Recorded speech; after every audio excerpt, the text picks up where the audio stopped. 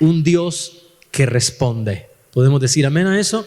Diga esto conmigo, por favor. Mi Dios, una vez más, mi Dios responde. ¿Por qué un Dios que responde? Porque en esta tierra no solo existe nuestro Padre, existe otro Dios también. La Biblia le llama el Dios de este siglo. Así que hay un Dios que no responde.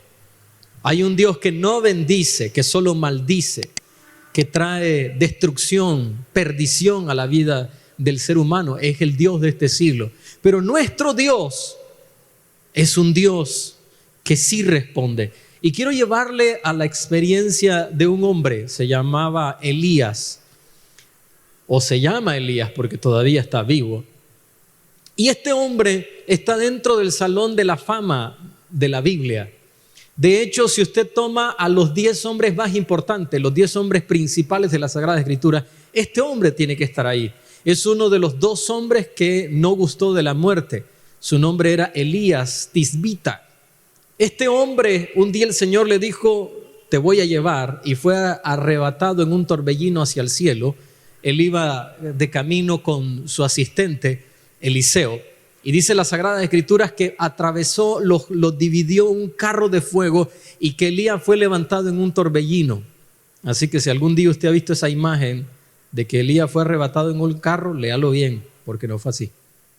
Interesante ese dato, solo para que lo maneje. Fue arrebatado hacia el cielo. Pero en esta tierra también sufrió, vivió complicaciones como las que usted y yo vivimos. El pueblo de Israel, el pueblo del Señor andaba extraviado, perdido, como lamentablemente está ocurriendo en este momento en Israel. Un pueblo que muchas veces no conoce al Señor. Se hacen llamar el pueblo del Señor, pero andan extraviados. Muchos ni siquiera identifican verdaderamente quién es Dios. Y eso es lo que estaba ocurriendo en aquel tiempo. Estaban tan enredados que creían que Baal era Dios. Imagínense, un Dios pagano. Ellos creían que ese era el que los había sacado de Egipto. Y él viene y los confronta. Había orado para que dejase de llover, lo habían buscado por todas partes. Finalmente el Señor le dice, es tiempo que regrese, se aparece. Y esto es lo que ocurre entonces en ese momento. Había el rey que era el rey de ese tiempo, se llamaba Acab. Y este rey tenía una esposa muy famosa, más famosa que él, se llamaba Jezabel. Esta mujer era tan perversa que hasta un demonio lleva su nombre, un espíritu.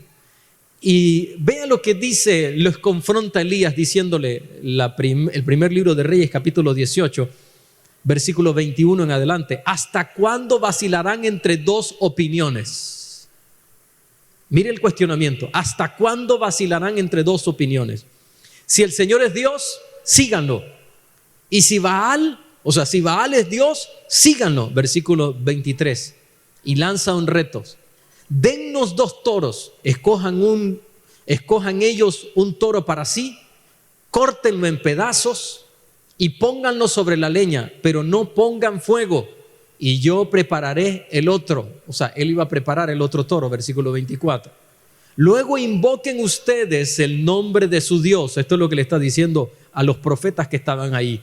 Y yo invocaré el nombre del Señor, el nombre de la Biblia, la Reina Valera dice Jehová, sería Yahweh o Yahvé, o en hebreo sería Yod-Hei-Vahei.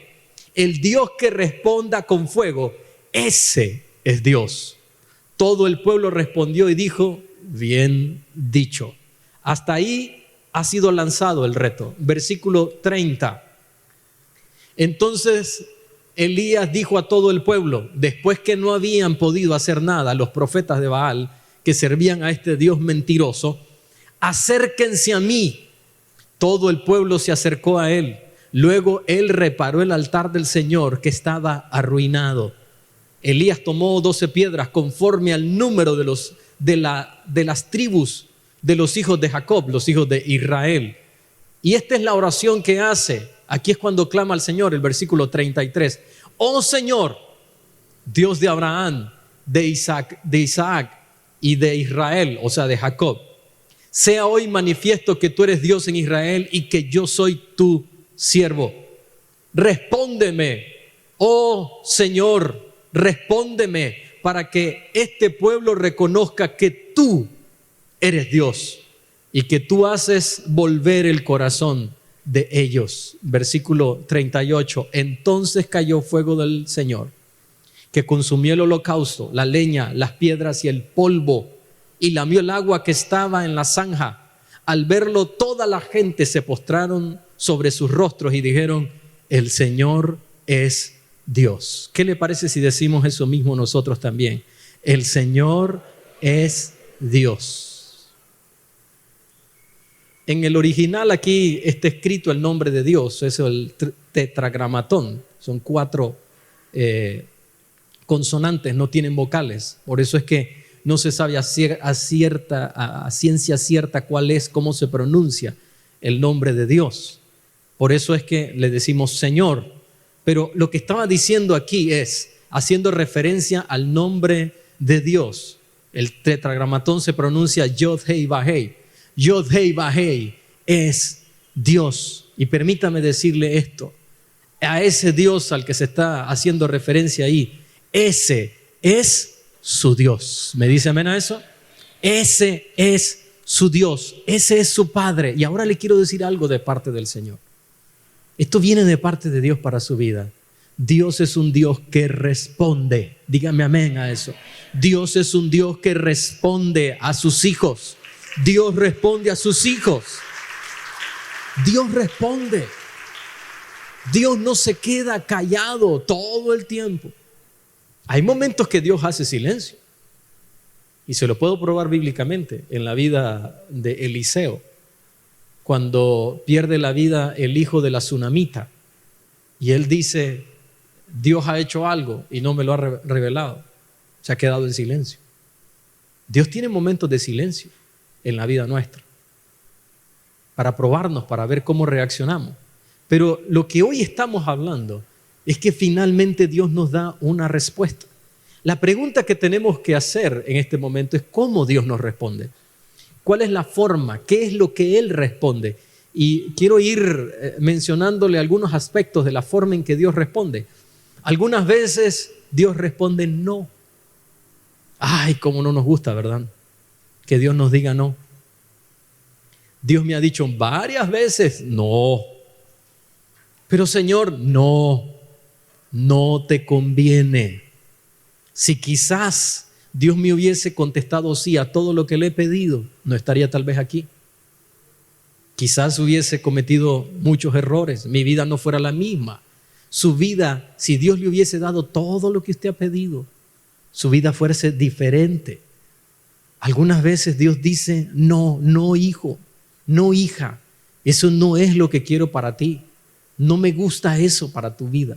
No es lo que más te conviene. La segunda carta de Corintios, capítulo 12, versículo 8 en adelante. Este es el apóstol Pablo. Este es otro que debería de estar en el top 10, ese top 10. Un hombre que visitó el tercer cielo. Si usted lee todo este capítulo, previo a lo que vamos a leer, se da cuenta de que este hombre había sido llevado al tercer cielo y que había escuchado, dice, algo que no podía ni siquiera replicar, no podía repetir lo que había escuchado en tal lugar. ¿Y por qué el Señor había permitido que lo que le voy a leer a continuación viniese sobre la vida de él? Era porque él se hubiese vanagloriado y era un aguijón en la carne. Versículo 8: respecto a lo cual 3 veces he rogado al Señor que lo quite de mí, al aguijón. Y me ha dicho: bástate mi gracia, porque mi poder se perfecciona en la debilidad. ¿Sabe cuál es la respuesta? ¿Sabe qué le estaba respondiendo el Señor? La respuesta era: no te voy a sanar. Increíble, ¿no? Pero Dios sabía por qué. Tal vez no tendríamos estos escritos si el Señor le hubiese sanado. Porque a Pablo le venía la vanagloria. Claro, él estaba teniendo un ministerio de tal alcance, había revolucionado todo el área donde estaba, de Asia Menor y parte de Europa, Roma. El impacto de este hombre se conocía por todas partes. Entonces fácilmente él pudo haberse llenado de vanagloria. Y algunas veces el Señor le permite a uno tocarlo tocar áreas para que uno mantenga los pies en la tierra, para que se dé cuenta que todas las recompensas que este mundo pueda tener no significan nada en relación a la recompensa venidera. Amén, iglesia. Eso era Pablo. Dios a Pablo diciéndole, no te lo voy a dar, no lo voy a hacer. Pero también Dios contesta de otra manera. Otras veces Dios dice, sí, es mi voluntad que lo reciba, te lo voy a dar. Lo he visto muchas veces. El Señor me lo ha dado, le he pedido y el Señor lo otorga.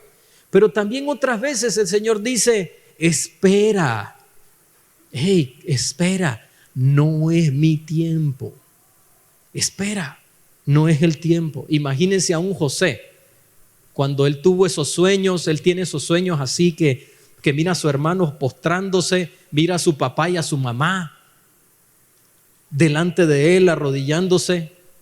Entonces él está ahí diciendo, yo voy a recibir esto, este sueño viene de parte del Señor, porque era de parte de Dios.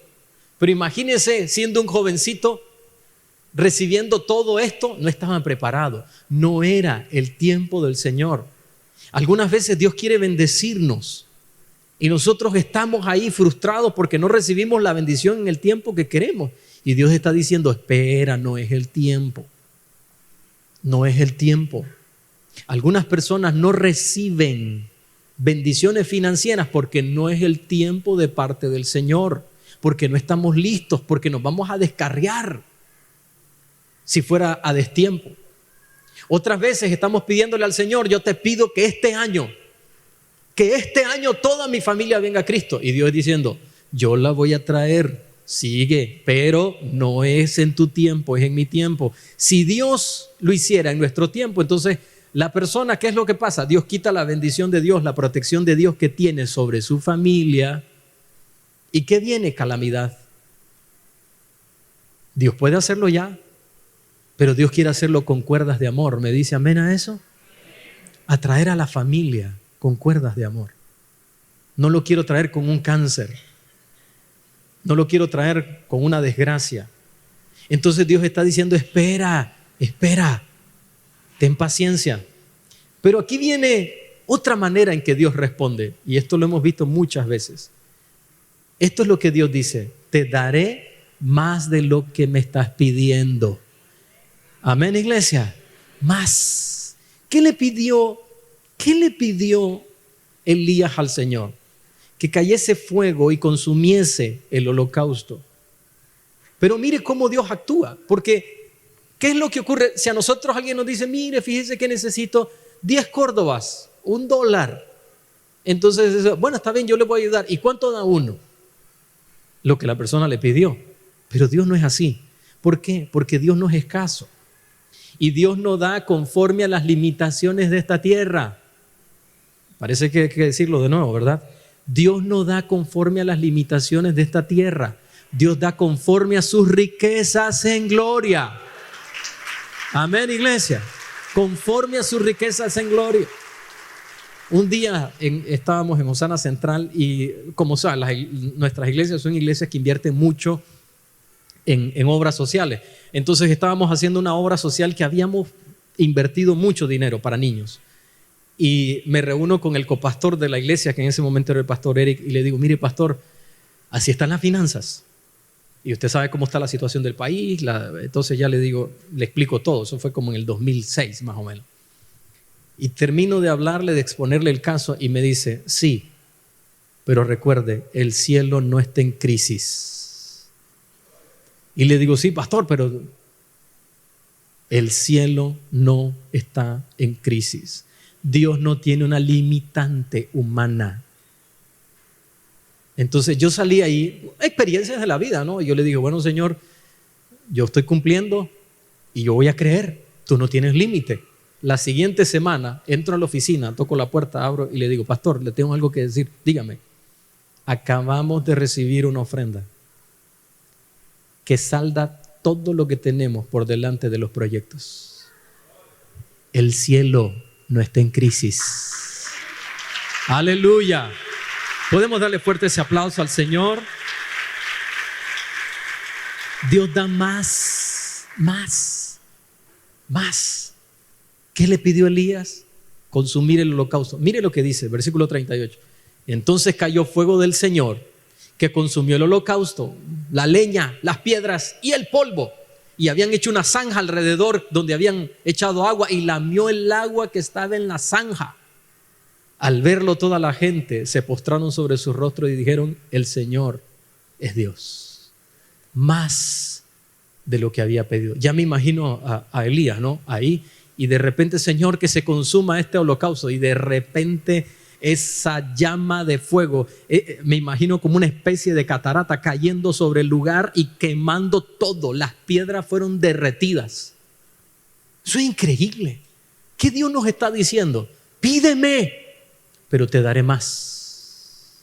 ¿Sabe que también nos dice, si no me equivoco, en el Salmo 3, nos dice: pídeme, y no solo te voy a dar lo que me estás pidiendo, te voy a dar por herencia las naciones. Lo que pasa es que necesitamos hacer nuestra parte. Necesitamos hacer lo que Él nos ha mandado a hacer. Te daré más de lo que me estás pidiendo. Ahora, una vez más quiero hablarle de parte de Dios. Dios quiere darle más siempre. Se lo voy a decir de nuevo. Dios quiere darle más siempre. Todo el tiempo Dios quiere darle más. Dios quiere darle más siempre. Necesitamos hacernos una pregunta. La pregunta que necesitamos hacernos es: ¿a quién Dios le responde? ¿Por qué a unos les responde y a otros no? No es que Dios no escucha todas las oraciones. Hace unos días atrás le hice esa aclaración. Dios escucha toda oración. Y esos que dicen ahí que hay oración que Dios no escucha, no es cierto. Cuando la Biblia hace una referencia a eso, lo que está diciendo es que Dios no la contesta. Pero Dios tiene que escuchar, Dios tiene que escucharlo todo. Antes, de hecho, de que salga la palabra en la boca, antes que esté la palabra en la boca, Dios ya sabe lo que usted va a decir, lo que yo voy a decir. Dios escucha, pero no contesta a todo. ¿Por qué? Porque hay una diferencia. Entonces, ¿a quiénes Dios le contesta? Número 1, a los que tienen un altar arreglado. Dios le va a contestar a aquellos que tienen su altar arreglado. Yo le hago una pregunta: ¿cómo está su altar? Y no estamos hablando aquí que vamos a hacer un nicho ahora, ¿no? No. En mi casa tengo un cuadro de una representación de Jesús, una preciosidad, una pintura. No es que le tengo un nicho ahí a la hora de orar: Señor, aquí. No, eso no es así. Cuando estamos hablando de altar, es el lugar donde nosotros oramos. Si usted va a mi casa, yo le puedo decir dónde está mi altar. Ni siquiera está dentro de casa. Está en el lugar donde vivimos. Ahí tengo mi altar. Cuando llego a casa y paso todas las veces, paso por ese lugar y aquí está mi altar. Este es mi altar, este lugar es mi altar. Donde levanto la voz al Señor, donde clamo a Él, donde tomo un tiempo para orar, para dedicárselo al Señor. Pero le voy a decir, algunas veces estamos tan mal que ni siquiera altar de oración tenemos. Ni siquiera tenemos un tiempo donde, si a usted se le pregunta: ¿qué hora ora usted? Yo quiero tener 2 tiempos de oración. El primero es a las 4 de la tarde, el segundo es a las 7 de la noche. Y estoy tratando de exhibir algo. No, hermanos. Si eso debería ser lo normal. ¿No le parece que debería de ser normal que los hijos del Señor tengamos un tiempo de altar en la presencia del Señor? ¿Me dice amén? Así que olvídense que esto es algo de que van a gloriarse. Todos, sin excepción alguna, deberíamos de tener un tiempo donde pasamos en la presencia del Señor. En los 2 tiempos, uno lo uso para adorar al Señor, que más adelante voy a hablar de eso, pero el otro tiempo es exclusivamente para orar por mi familia. El segundo tiempo es para orar por ustedes, por la iglesia, por las diferentes iglesias. Hago un recorrido, tengo un recorrido mental donde estoy orando, voy por cada localidad de las iglesias que tenemos pidiéndole al Señor que les bendiga, a los pastores, los hijos, la familia, los líderes, todo eso está ahí. Teniendo un tiempo de altar en la presencia del Señor. Mire lo que ocurría con el pueblo de Israel, versículo 30. Él reparó el altar, hablando de Elías, del Señor, que estaba arruinado. ¿Cómo estaba el altar? Arruinado. ¿Cómo está su altar? ¿Está arruinado? No, pastor, estoy afilado. Yo oro a las 5 de la mañana, Señor, aquí a las 5 de la mañana. Cuando ya son las 4, Entonces ya salgo y le digo, Señor, aquí estoy en la cita de las 4 de la tarde para venir a buscar tu rostro, para clamar a ti, para conectarme contigo. ¿Cómo está su altar? ¿Su altar está arreglado o está destruido? Si está destruido o no tiene altar, hay que arreglarle el que está destruido. Y el que no tiene altar necesita hacer un altar. Es un lugar en la casa donde se dice, aquí me voy a sentar. Esta es la silla donde me siento para clamar. Mi altar en la presencia del Señor. ¿A quiénes Dios le contesta? Número 2, a los que se deleitan también en Él. Necesitamos aprender a deleitarnos en el Señor. ¿Y qué es esto? No solo es llegar, mire lo que ocurre, y todos tenemos la tendencia, y no crea que yo le estoy hablando esto y que a mí no me ha pasado. Al contrario, me ha pasado. Llego a la presencia del Señor y lo primero, Señor, Padre, te quiero pedir y ayúdame y socórreme y contéstame. Y por eso es que dicen que somos ovejas, porque todo es me, ayúdame, fortaléceme, guíame, dame. Todo es me. Y dice el Señor, ¿qué es esto? Conocí una persona que me dice, ¿conoces a fulano de tal? Sí. Yo a ese hombre lo veo por un lado y salgo por el otro. ¿Y por qué? Porque no hay día que me lo encuentre que no me pida algo. Y digo, ay, qué tristeza. Pienso, a veces Dios debe de estar así. No hay día que venga aquí que no solo me pida. ¿Qué tal si cambiamos el tema? El Salmos 37, versículo 4, la Reina Valera dice, deleítate a sí mismo en el Señor y Él te concederá las peticiones de tu corazón. Encomienda al Señor tu camino, confía en Él y Él hará. Pero mire lo que dice esta versión. Disfruta, por favor diga conmigo, disfruta de la presencia del Señor y Él te dará lo que de corazón le pidas. Pon tu camino en las manos del Señor, confía en Él y Él se encargará de todo. Qué gran diferencia. Hay una canción, una vez me dijo mi esposa, Dios no te dio voz por algo no te hizo cantar el Señor.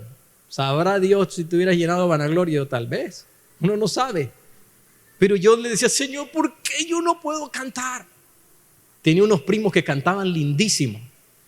Y yo me metía, era metido ahí, estaban cantando y yo... ¿Se acuerda esa canción de ese tiempo? Cuán bello es el Señor, cuán hermoso es el Señor. Y yo ahí cantando con ellos. Y me dice una prima, no, paren, no tenés tiempo. Y le digo, sí, yo siempre estoy ocupado. Ni sabía, imagínate, tiempo es que me adelantaba, eso es lo que pasaba. Imagínate la ignorancia. Pero le voy a decir algo. Dios no está buscando la mejor voz. No es que usted tiene, como me ocurría a mí, que yo quería imitar a Marco Guido, Marco Barriento. Cuán bello es el Señor, la belleza de mi Señor. Todo falso. No, Dios está buscando a alguien que quiera deleitarse en la presencia del Señor. Esa canción de Marco Brunet, un día tuve la oportunidad de hablar con él y le dije esto, jamás permitas que tu corazón se pierda de lo que has recibido. ¿Sabe esa canción que dice, traigo mi perfume? La he escuchado, ¿no? Traigo mi perfume, hoy te quiero ungir. Yo me imagino esa canción, solo de pensar que pudiera ser aquella mujer que se apareció en medio de un grupo de hombres, algo inexplicable. Aquellos hombres juzgándola. Y no crean que ellos tenían reparo en hablar de una mujer, para nada. Esta sinvergüenza que hace aquí. Y el mismo dueño de la casa quizás no estaba hablando, pero dice que en el corazón estaba juzgando a la mujer y al Señor y diciendo, si el Señor, si este fuera profeta, supiera quién está tocando los pies. Y el Señor lo reprendió finalmente, pero me imagino a esa mujer y yo siendo esa persona ahí. Hoy te quiero ungir. Y dice, derramo mi corazón delante de ti. Digo, qué increíble, derramar el corazón. No pedir, sino decirle, Señor, aquí estoy. Aquí estoy para tener una intimidad contigo, para experimentar tu presencia. Vengo con dolores, con angustia, con desesperación. Un día me escribió uno de los doctores que estuvo en cuidados intensivos con nosotros y me dice, pastor, ¿sabe? Aquí tenemos padres de familia Y cuando los veo desesperados, les digo, mire, y especialmente donde estuvimos nosotros, les dice, mire, en ese pedacito de lugar que está allí, de cuidados intensivos, ahí hubo unos padres que cuando se sentían afligidos, adoraban al Señor, que clamaban a Dios y la presencia de Dios estaba con ellos. Y ellos sacaron a su hijo y su hijo está bien. ¿Sabe por qué? Porque estaban en la presencia del Señor. Un doctor. Y yo escucho eso, yo digo, Señor, es que cuando vamos a tu presencia, salimos diferentes. No solo es pedir, es deleitarse. Con su propia voz ahí quebrada. Un día estaba ahí orando al Señor y alguien pasó. Y yo estaba ahí y a veces nos da vergüenza. Ay, qué pena, ¿por qué? Uno ve a un musulmán a la hora de su oración y ahí está de rodillas y le importa un comino lo que opine cualquiera. Uno va al lugar de los lamentos y ve a los judíos ahí orando y que opine el mundo lo que se le quiera ocurrir opinar. Ellos están en su tiempo de oración, en su tiempo donde están hablando con su Padre Celestial. Y los hijos de Dios, ay no, qué pena, ¿por qué? Si usted va y pasa por donde está una fiesta, mira mucha gente bailando, haciendo el ridículo, borracho, y a ellos no les da vergüenza. Y a los hijos del Señor sí. ¿Por qué razón? ¿Por qué razón? Estamos ahí en la presencia del Señor, deleitándonos. ¿A quién Dios les responde? A los que piden conforme a su voluntad también. A eso Dios les responde. Aquellos que cuando van a la presencia del Señor y han clamado, han pasado tiempo en la presencia del Señor, ¿sabe qué hacen? Después de terminar de orar, Señor, pero no sea lo que yo deseo, que sea lo que tú quieras. Hay cosas que yo le he dicho, Señor, pero si esto es lo que yo quiero. Pero que sea lo que tú quieras. El pastor José Silva, él tenía 90 años, yo tenía unos 34 años y me dice una vez, mira viejo, me decía viejo, imagínense, mira viejo, yo le digo al Señor, Señor, Padre, si tú lo quieres, yo lo quiero. Si tú no lo quieres, yo no lo quiero. Y me dice, pero no creas que ha sido fácil. Hay veces yo le digo, Señor, yo lo quiero, dámelo porque yo lo quiero. Pero finalmente termino diciéndole, pero no sea lo que yo quiera, sino lo que tú quieres. Es una gran diferencia. No lo estoy inventando yo. La primera carta de Juan, capítulo 5, versículo 14 en adelante. Y esta es la confianza que tenemos en Él, que si pedimos alguna cosa conforme a su voluntad, diga conmigo por favor, Él nos oye. Y si sabemos que Él nos oye, sabemos que tenemos las peticiones que le hayamos hecho conforme a su voluntad. Pastor, ¿y dónde está la voluntad del Señor? En la Biblia. Por eso cuando oro cito la Biblia. Tú nos prometiste. Un día alguien me dijo, pero ¿dónde dice la Biblia que hay que citarla? Hay un montón de experiencias donde las personas citan las promesas del Señor. Y si no, lea la historia, la experiencia de Jacob, antes de ser llamado Israel. ¿Sabe qué? Cuando fue a buscar al Señor y se enfrentó con un varón que era el ángel del Señor, cuando estaba ahí, él le dijo, Señor, tú me dijiste que saliese de la tierra donde estaba para venir acá. ¿Qué le estaba diciendo al Señor? Recordándole lo que le había dicho, sus promesas. Ahí está la voluntad del Señor. ¿Cuál es la voluntad del Señor? Que el Señor le sane. ¿Cuál es la voluntad del Señor? Que los hijos de Dios seamos prosperados. ¿Cuál es la voluntad del Señor? Que usted se case con la persona correcta, con un hombre, con una mujer de Dios. ¿Cuál es la voluntad del Señor? Que usted obedezca a sus padres. Cuando usted ora, Señor, yo esto es lo que quiero hacer, los hijos que están acá, pero mi papá me está diciendo esto, yo voy a hacerlo por obediencia.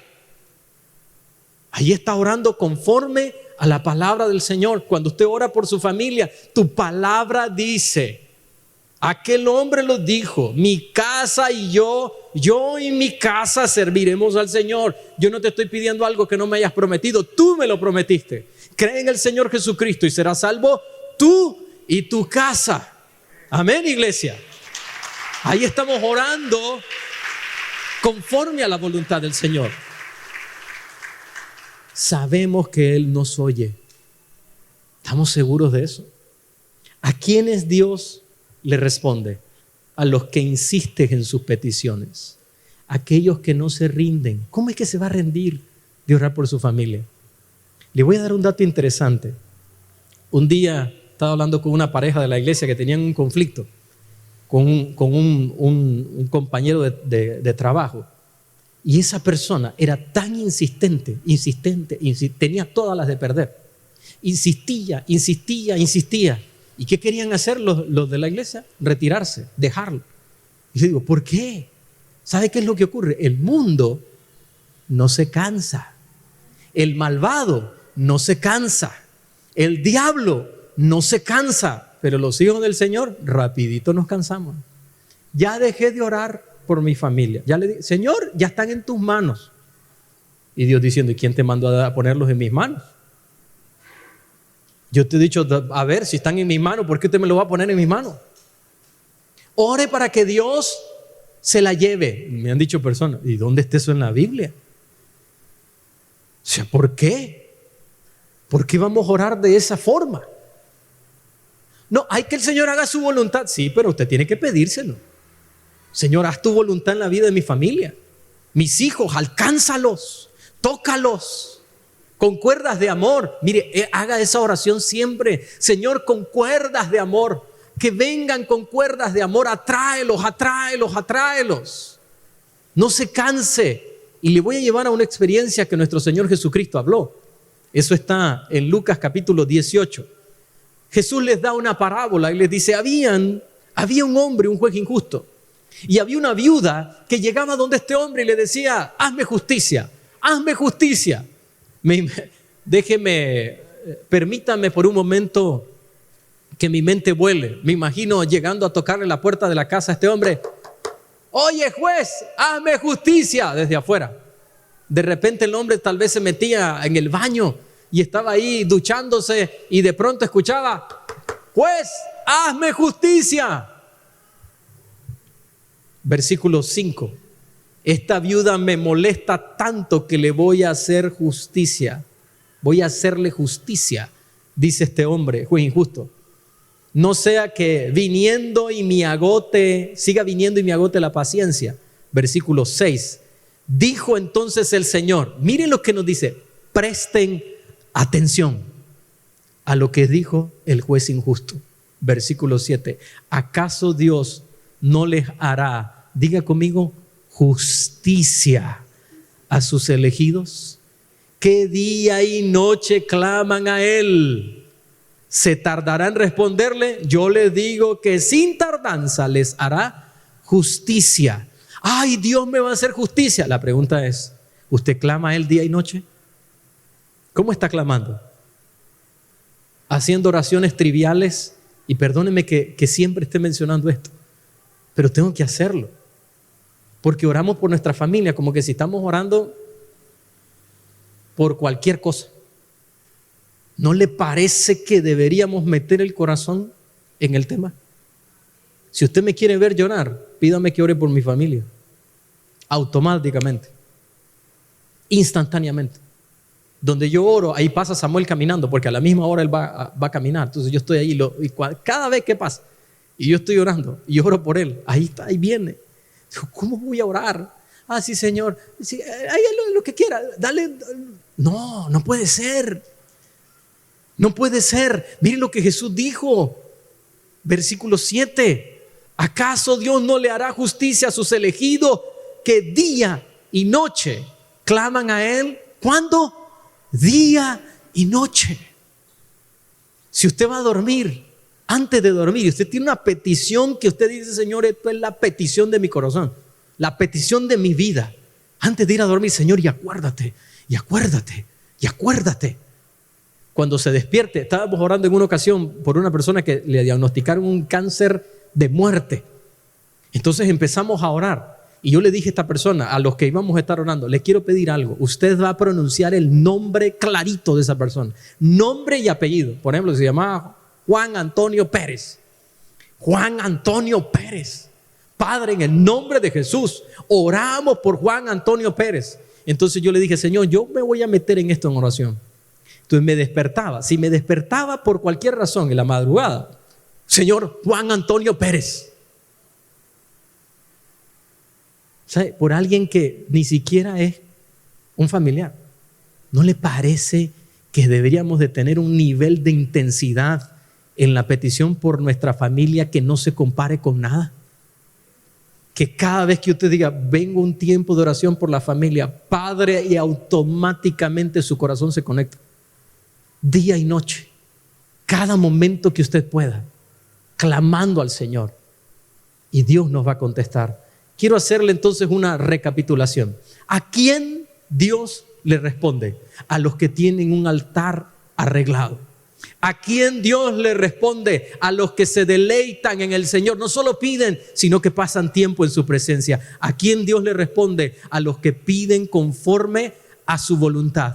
¿A quién Dios le responde? A los que insisten en sus peticiones. A esas personas, o sea, si usted lo hace, a usted Dios le va a responder en el nombre de Jesucristo. Decimos amén a eso. Aleluya.